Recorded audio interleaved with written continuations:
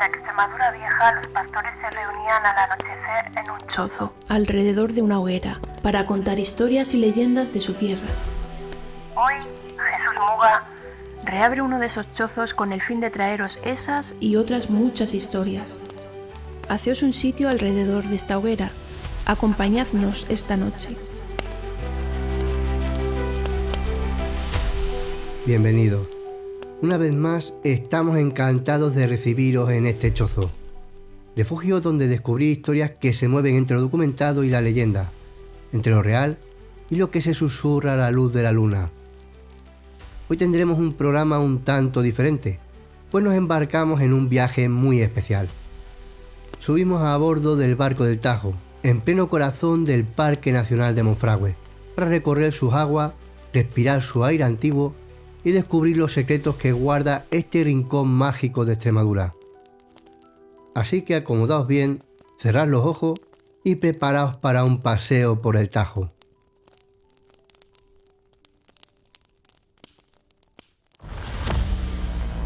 El chozo del siberiano con Jesús Muga.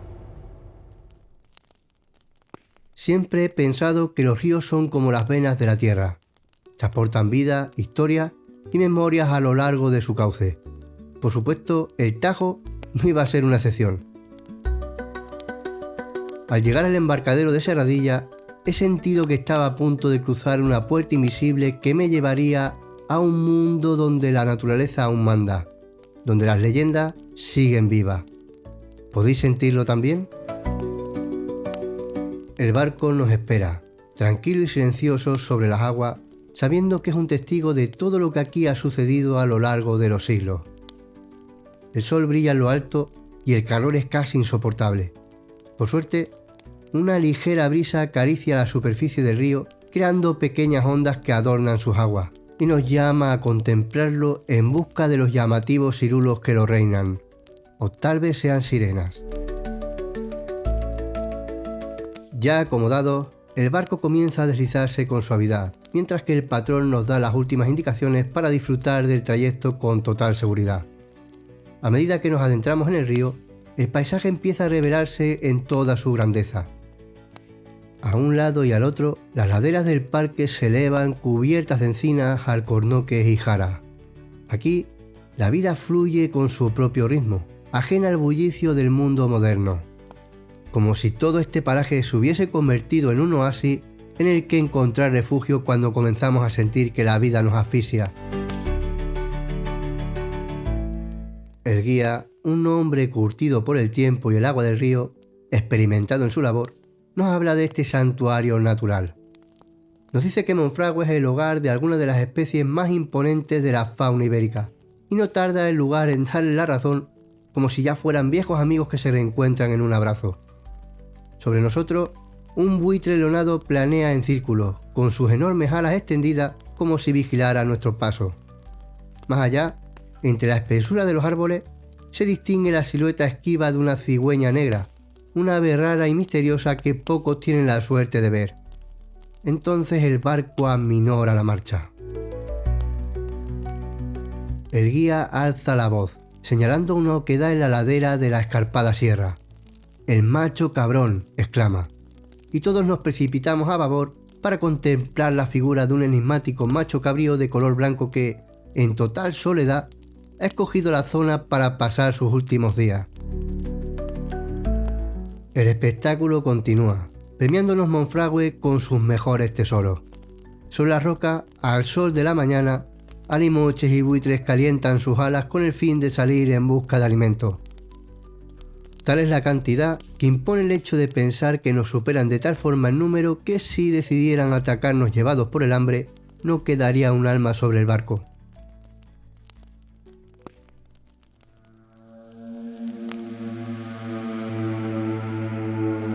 Si no te quieres perder ninguna novedad de El chozo del siberiano, El ligero tirón del barco al moverse me devuelve a las palabras del guía. Nos acercamos al castillo de Monfragüe, dice, o lo que queda de él. Su silueta recortada contra el cielo parece todavía guardar los ecos de su pasado. Y es aquí donde el guía baja la voz, como si temiera despertar algo dormido, y nos cuenta la historia de Noeima.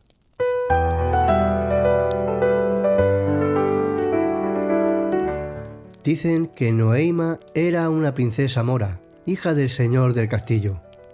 Bien sabido es que el amor no entiende de nada, ni siquiera de conflicto. Así pues, Noeima cedió su corazón a un caballero cristiano. Cada noche, ella subía a la torre más alta y esperaba ver a su amado en la lejanía. Pero el destino, cruel como lo es a veces, la traicionó. No tardó su padre en descubrir los careos que en la intimidad de la noche y con el bosque como único testigo, su hija mantenía con el enemigo, por lo que el amo del castillo, sintiéndose traicionado, decidió poner fin a la imposible relación. Aguardó una noche de luna clara con algunos de sus más leales hombres a la salida del pasadizo que llevaba a su hija a los brazos de su amado, con el fin de sorprender al cristiano. Sin embargo, a la cita tan solo acudió su hija, vestida con sus mejores galas y ataviada con un hatillo. No tardó el padre en comprender lo que estaba ocurriendo ante sí, como no tardó en hincharse su pecho por la ira. Tomando a su hija por su cabellera de color azabache, la llevó de vuelta por el pasadizo.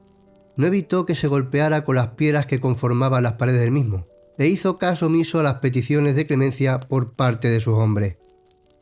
Los gritos desgarraron la noche, y ni siquiera la madre de la criatura pudo evitar la tragedia que estaba a punto de tener lugar.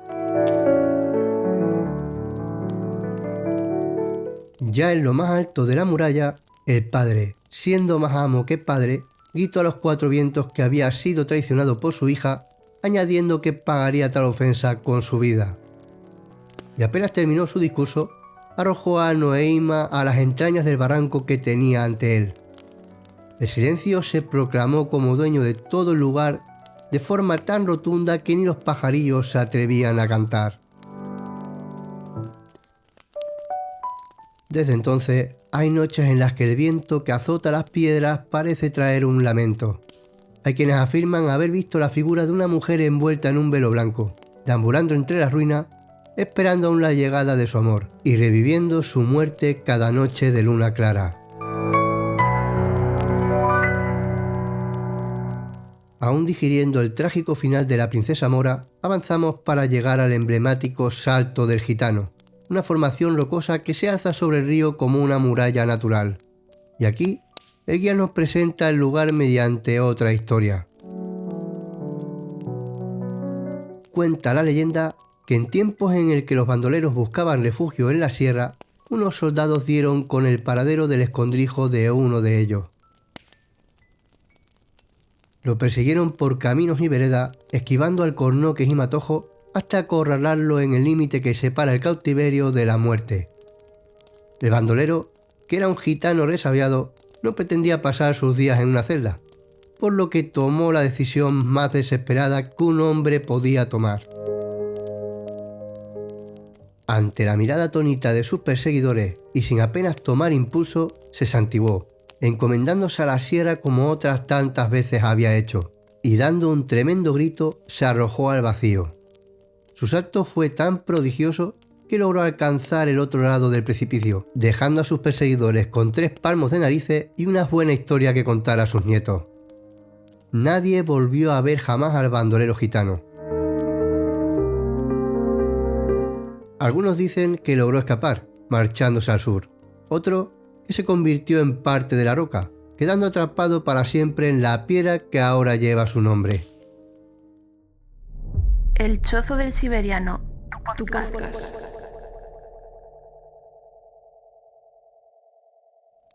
Dejando atrás las historias de espectros y bandoleros, nos adentramos en la espesura del parque. Encinas y alcornoques se entrelazan con madroños y lentiscos, creando un paisaje que parece sacado de otro tiempo. Aquí, la naturaleza manda y cada árbol, cada planta, tiene su razón de ser.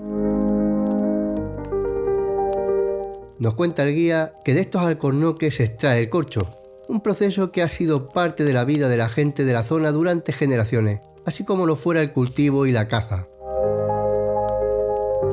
También nos explica que muchas de estas plantas han desarrollado estrategias para sobrevivir en un entorno donde los veranos son abrasadores y los inviernos implacables. Y así lo han hecho también algunos animales, aunque otros, señala, no han salido tan bien parados debido a la introducción de especies de otras zonas como el cirulo o el cangrejo americano, hecho que ha provocado que muchas especies autóctonas se pierdan para siempre. Cuando el sol empieza a teñir de rojo el agua del Tajo, el guía nos cuenta una última historia, la del tío Coraza, el último lobero de Monfragüe. Dicen que en tiempos en los que los lobos aún acechaban estos montes, hubo un hombre que los conocía mejor que nadie. Sabía dónde dormían, por dónde se movían y cómo cazaban. Se llegó a decir en la zona que tenía un pacto con los lobos, que podía hablar con ellos. Incluso algunos llegaron a pensar que era un auténtico lobisome, pues cuando los lobos desaparecieron de la zona, él también lo hizo. En la zona afirman que se fue a vivir a lo más profundo del bosque, a un santuario al que se llevó a los lobos con el fin de evitar que los pastores los mataran. También cuentan que su espíritu sigue vagando por estos montes, cuidando de las criaturas que aún quedan en Monfragüe y salvaguardando el alma del parque de la corrupción de la sociedad actual. Damos media vuelta. Los habitantes del parque se asoman a los barrancos para despedirnos. Una familia de gamos se aproxima a la orilla para beber el agua del río. Seguimos atentos a cada onda que se dibuja sobre el agua con la esperanza de ver algún cirulo de gran tamaño. El barco regresa al embarcadero y yo me quedo en silencio, respirando hondo, atrayendo a mi ser todo el aire limpio posible para llevármelo conmigo. Hemos recorrido un lugar donde la historia y la leyenda se entrelazan con la naturaleza. Un sitio donde los espíritus del pasado aún susurran entre las rocas y donde la belleza salvaje sigue intacta, esperando a quienes se atrevan a descubrirla.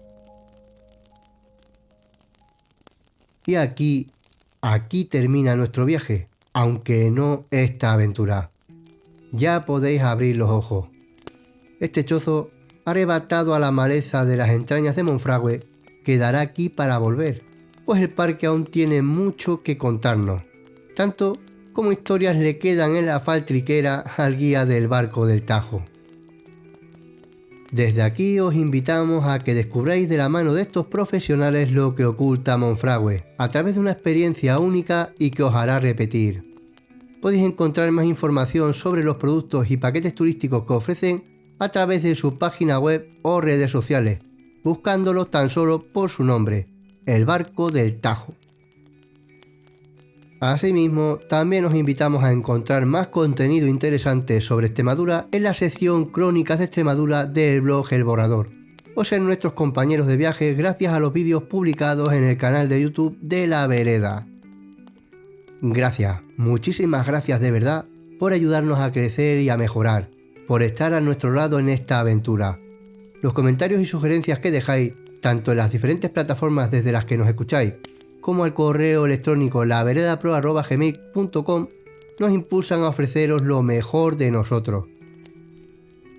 Nos vemos en el próximo chozo, y recordad, las historias nunca mueren, solo esperan a ser contadas.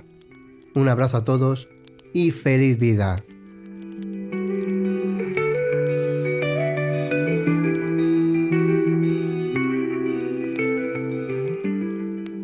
Historias y leyendas de Extremadura, El Chozo del Siberiano. tu podcast.